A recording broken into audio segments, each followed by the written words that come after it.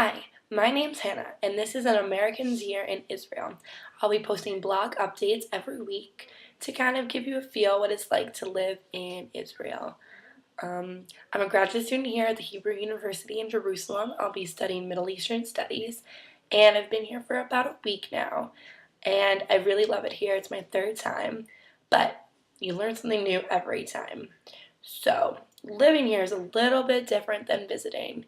And we're living in an apartment, me and two other girls who are studying here as well. And we've come to realize a few things. And this is what I've learned in my first week. So it's almost near impossible to find a coffee maker, as we know in the United States, for a house here in Israel. There's this thing called a kum that heats up your water and you make instant coffee.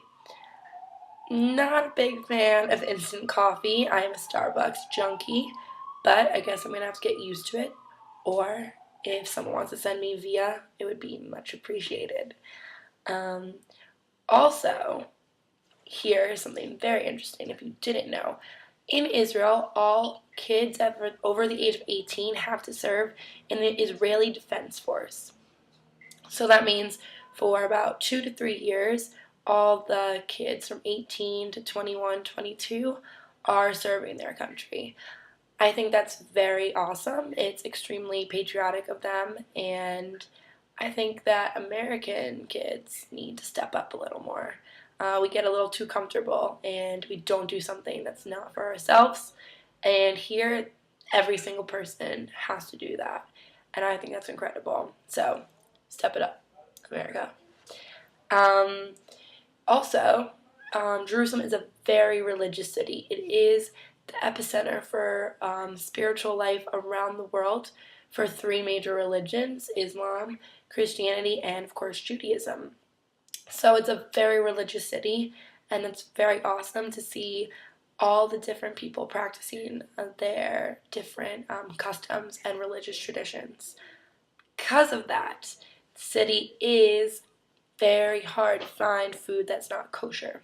So if you don't know what kosher is, kosher or kashrut is the law in the Torah that Jews follow about how food can be eaten. Uh, most people follow that around here in Jerusalem, and many of the restaurants are also kosher, which is good, but means I, who don't follow kosher, can't find a decent cheeseburger. But I found one, and it's 5 minutes from campus. I'm so excited because this American girl loves her cheeseburgers. So that's what I've learned. I'm starting classes this week. I'm going to be taking Arabic, which is pretty difficult, and I know a little bit of Hebrew, but gotta brush up.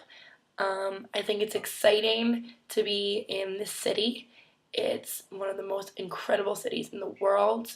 So much important stuff happens here, and I just can't wait to see what it brings.